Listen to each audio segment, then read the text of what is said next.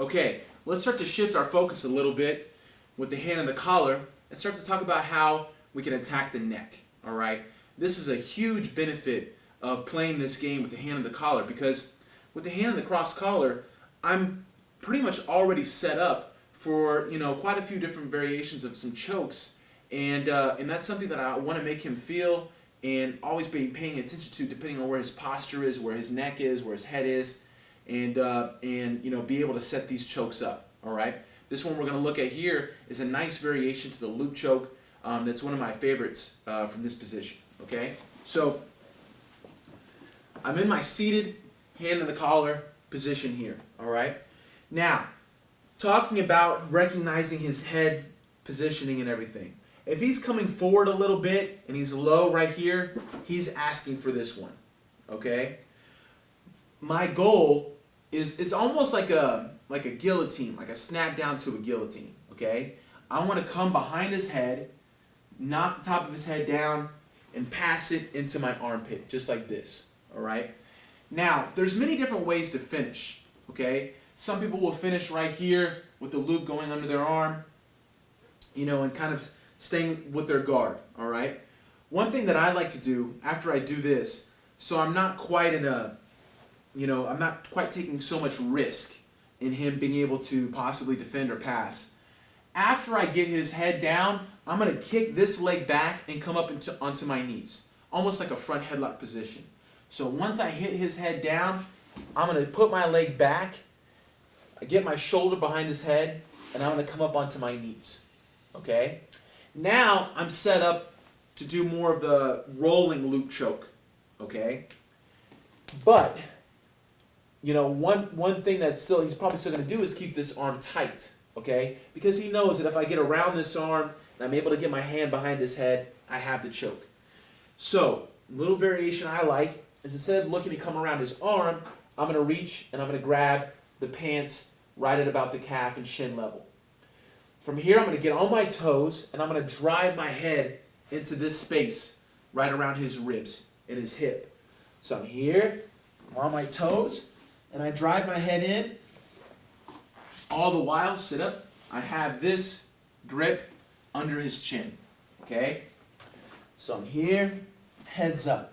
I get a little bit off to the angle, to the side here, and now I'm going to switch my legs and roll through, bringing him over to his back. So I'm here, swing my legs through, pull him over. So now I'm in this sort of position here, with control of his leg, my shoulder tight behind his neck. Okay? Now, sometimes this could be the finish, just by me pulling and squeezing here. Alright? If I see that his arm's open the way it is here, I can come behind and now get my hand behind his head, start to extend this arm as I pull and look to start to flatten onto my chest. Okay? So I recognize that arm's open, and I see this space. I'm coming over the arm and behind the head, and now I'm extending this arm and pulling for the choke. Okay? Another thing that happens is he might keep that arm tight. From here, I'll keep hold of the pants, and I'm going to follow him on top. Sorry. Okay? Keeping this tight, all right? As I follow him on top, I want to keep my shoulder behind his head, and now I'm going to squeeze my elbow together and pull and finish the choke for more of a top position. Okay? Let's scoot this way. Same spot. So that last finish here, his arm's too tight for me to get through. I'm going to follow him. You see how I keep his arm here, and now I squeeze, like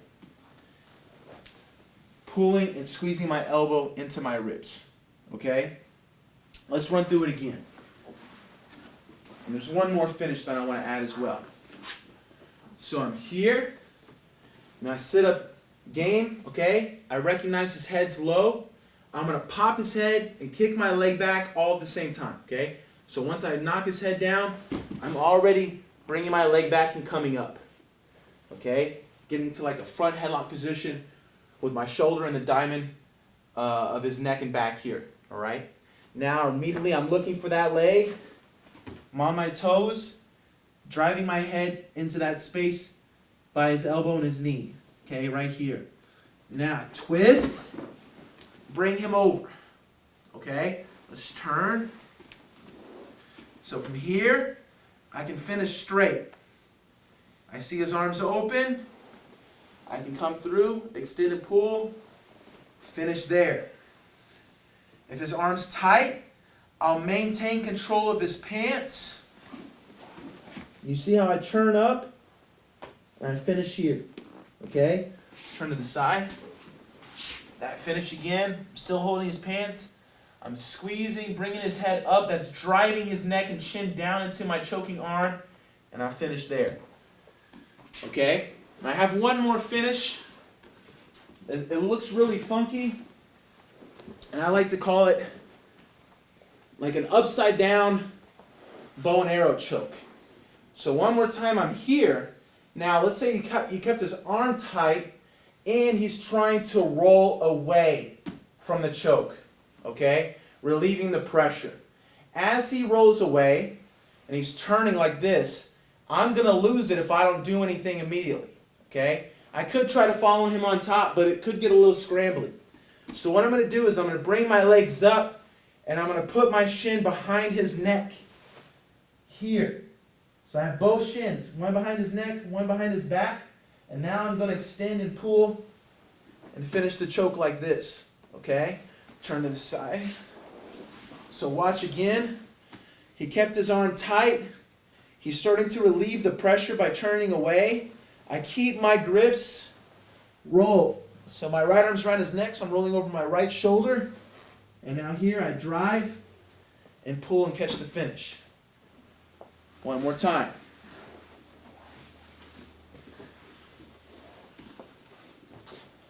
So we're in our seated up position. His head's low. I knock it down, come up onto my knee, and kick this leg back all together. Okay? Go for the pants. I can put my head in and roll. And one other thing, a lot of people will start to sit back to their guard from here. Exactly. Okay? So scoot forward. So what's nice is, once I get up, if he decides to sit and try to get to his guard, I can stay on the outside, pulling him all the way over. Okay? One more time. Scoot over. So you notice how I just walk and stay outside his legs. He sits. I stay outside and come over. So I still manage to get him right where I want him. Right? Quick finish. If it's tight enough, you got to take it. His arms open, we go behind. His arms tight, we can come on top, finish here. He rolls away, upside down, bow and arrow, right there.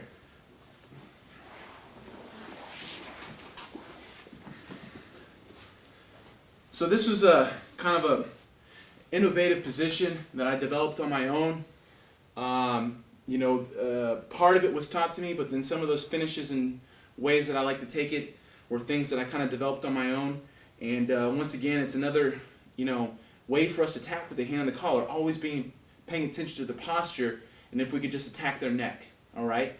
And I hope you guys like this one. This one's a real cool one that always gets some great feedback whenever I teach it. So hopefully you can catch someone by surprise with this attack.